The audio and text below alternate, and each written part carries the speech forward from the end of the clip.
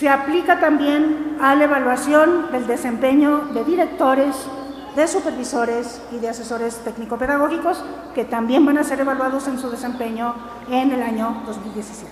Entonces es exactamente la misma lógica.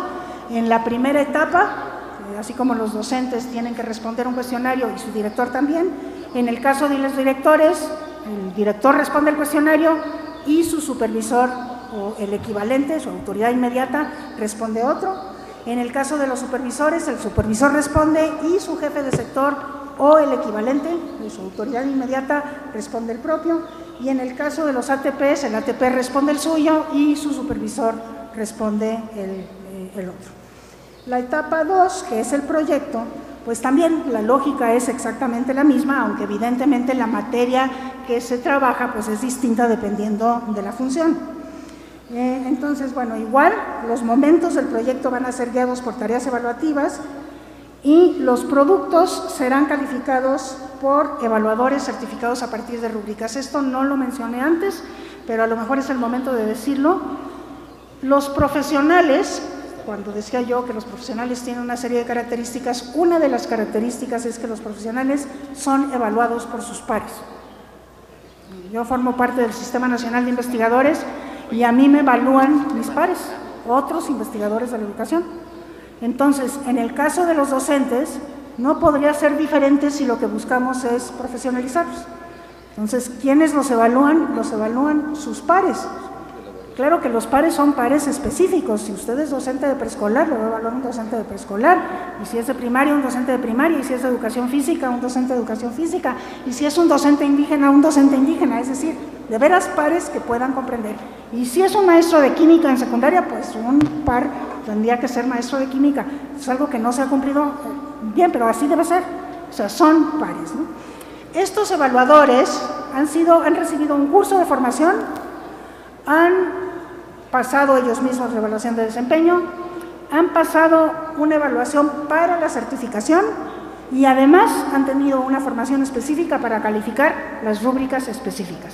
Ahora tendrán que tener, los que ya fueron certificados, otra capacitación para esta rúbrica o estas rúbricas que son diferentes.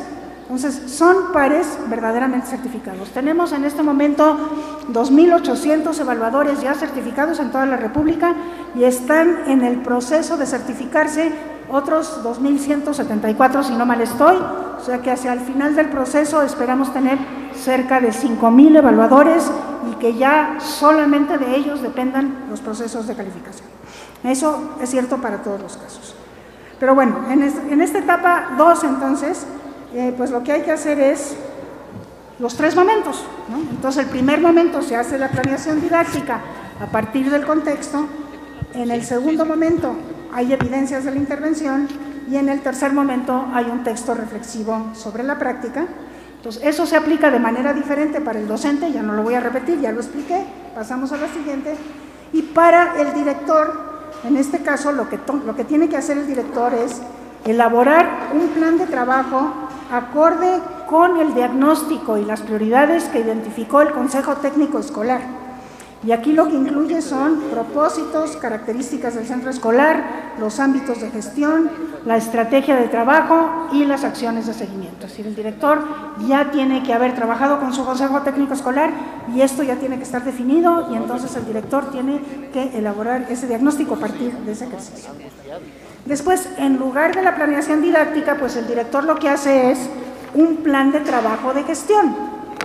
Y para poder hacer este plan de trabajo de gestión, lo que hace es que gestionará actividades de su plan de trabajo. Es decir, el docente va a elegir una actividad o un conjunto de actividades de su plan de trabajo que conducen a atender algunas de las prioridades de la ruta de mejora.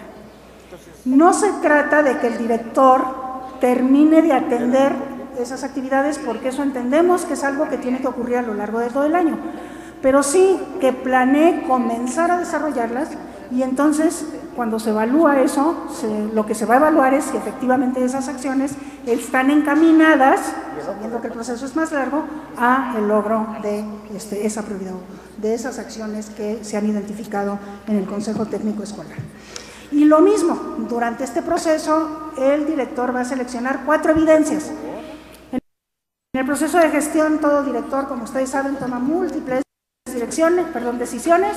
Entonces, lo que él tiene que hacer es dar evidencia de esas decisiones que tomó y argumentar por qué tomó esas decisiones. Y también después tiene que reflexionar qué ha aprendido este proceso, qué me funcionó, qué no me funcionó, qué tengo que mejorar. Es una reflexión crítica sobre su práctica de la misma manera. Lo mismo ocurre con el subdirector académico, no me voy a meter a detalles, aquí les dejo la presentación para que la analicen más a fondo. Con el subdirector de gestión, estas figuras sí ya están instaladas en la Ciudad de México, no es el caso del resto del país, pero aquí en la Ciudad de México sí ya. Y en el caso del supervisor, ¿no? Aquí también lo primero que hace el supervisor es elaborar un plan a partir de una prioridad educativa que se definió en su consejo técnico de zona, ¿sí? O bien, si eso no lo tiene por alguna razón, de un diagnóstico que él haga de su zona escolar y se le va a pedir al supervisor que seleccione una escuela para cumplir ese plan, de manera que en esas 3 o 5 sesiones pueda empezar a darle seguimiento a una escuela.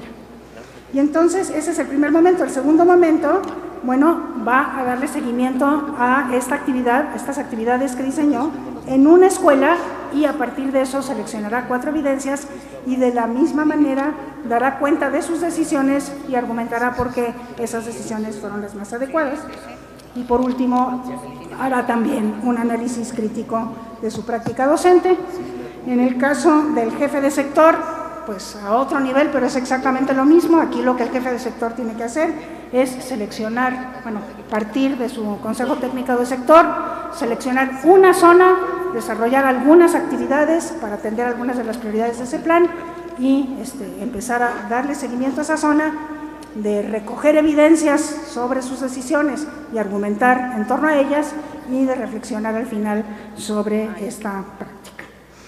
En el caso del asesor técnico pedagógico es lo mismo, la única diferencia es que el asesor técnico pedagógico hace un plan de acompañamiento de un docente, selecciona un docente, igual tendrá que justificar por qué selecciona a ese docente, pero en el proceso le da seguimiento a ese docente, recoge evidencias de ese seguimiento y al final reflexiona sobre lo que fue su práctica en este proceso.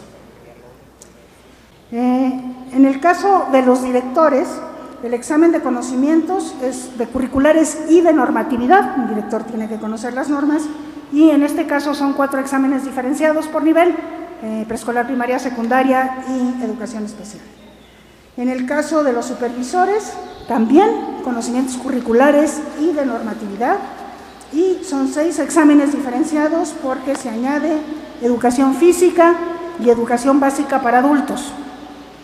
Y en el caso del asesor técnico pedagógico, también es un examen de conocimientos y habilidades para la asesoría técnica pedagógica y 8 exámenes diferenciados por área y especialidad.